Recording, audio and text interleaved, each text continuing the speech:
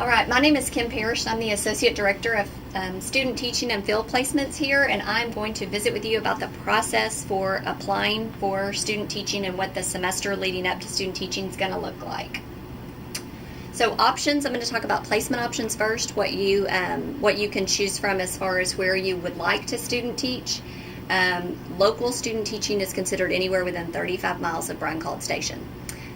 So we partner with quite a few districts around the area, and they host you. We guarantee there will be at least 3 people going to those districts, so you have an option to carpool, so you're not the only one out. We do provide supervision, and we do the application for the mentor teachers, so we know which teachers, and we match you up based on where you've been before in your certification. Like I said, there will be at least 3 of you, so you have an option to carpool, and current districts that we partner with are all within 35 miles. If we use all of those districts and don't have any spots left, we would look at Bryan-College Station at that point. But realize that based on our fall numbers, the last 3 fall semesters, everybody's been placed in outlying districts just because there aren't as many students that stay here for the fall. We also have like 35 or more districts around the state of Texas that we partner with that have signed an agreement and are willing to host Aggies in their district. So you would have an option to select one of those partnering districts. What happens with those placements is we get your application and we send it to the district contact, and they actually make the placements within the district. So it's based on your certification, what mentor teachers they have, also where the supervisor is located. Some of the big districts, so like if you wanted to go to Sci-Fair, they're getting students from multiple universities, so they may assign certain schools to certain universities. So even though you would like to teach at one school, there's no guarantee that you'll get that, but you do have the option to make any special request on your application. The supervisors you have at a distance placement are hired by us. We pay them. They're trained. So you're getting the same level of supervision even if you went off to a distance than if you stayed here. All right. If you are interested in a district that's not on the list, that we don't have a partnership with, it needs to be more than 35 miles from one of our current partnering districts. And if you're interested in talking about that, we can visit after this meeting's over.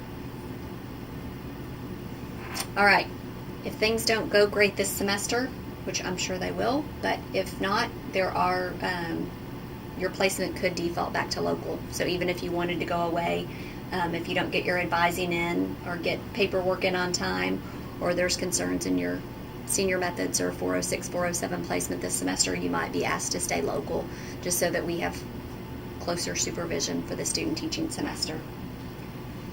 All right, as far as the application, it is an online electronic application that we will go in and download. It's going to ask for some information. You need to include your A&M email address, secondary certification. You will select secondary, and then you will actually select what specific certification. So if it's science composite, if it's biology, you want to make sure that you're very specific in which program you're in, and make sure that your certification is clear on there, because that's what will determine your placement. So if you're only biology, we'll want to make sure we get you in the appropriate placement. It'll ask for your graduation, so if you're graduating in May or not till December, you'll indicate that in your year. It does ask for some other things like your zip code. So if you were going to move home, and home is Frisco ISD, which is a huge school district, if you know your zip code where you're going to be living, that could help with placement determination if that helps. There is also a place for special consideration, so anything that you want to include there, if you have a specific subject or district or school, you can make any special request there, teachers, all of that goes into the special considerations text box. There will be 2 questions that it asks you. It asks you about your ideal classroom and why you decided to become a teacher.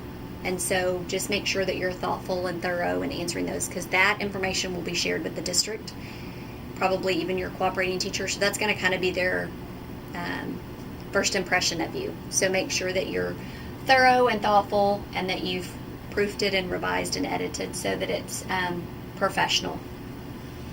As far as the application goes, you can go in and you can do save draft as many times as you want and go in and make revisions.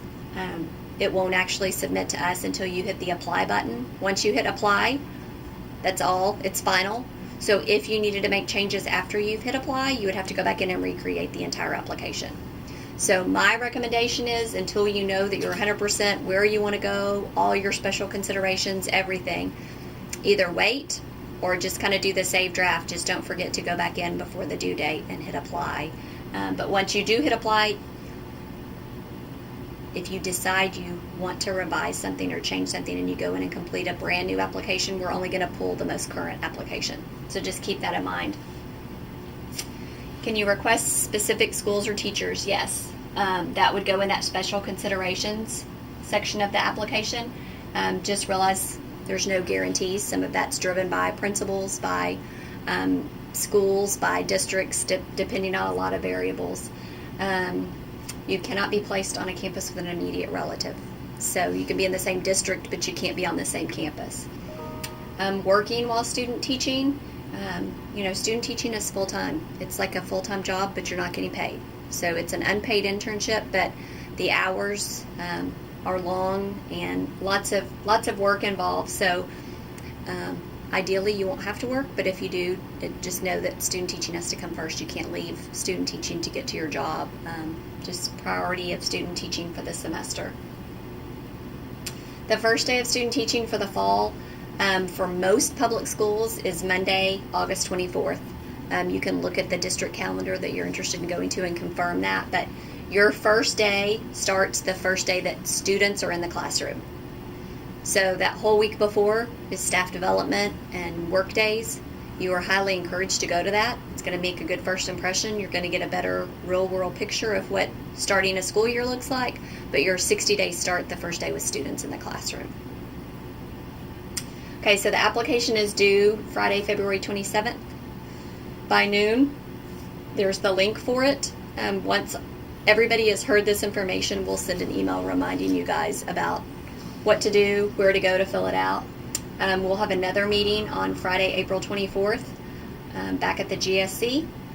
And then the information about content exams and when you need to have those taken is, the deadline is Friday, May 1st. There's lots of information on our student teaching website that you can go to and review. The link to the application and then information on certification. Career fair. Just want you to be aware that we host each semester a career fair. When you're in student teaching, you are required to attend. It's one of your 60 days, so you will come back to A&M no matter where you're student teaching, and there's districts from all over the state that come to recruit Aggies.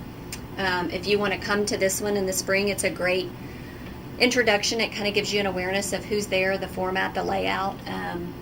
So you are more than welcome and encouraged to register online, so you'll have a name badge and look official when you're there. Our office is in Heaton 102. Email with any questions you have. Any questions? Not that I can think of.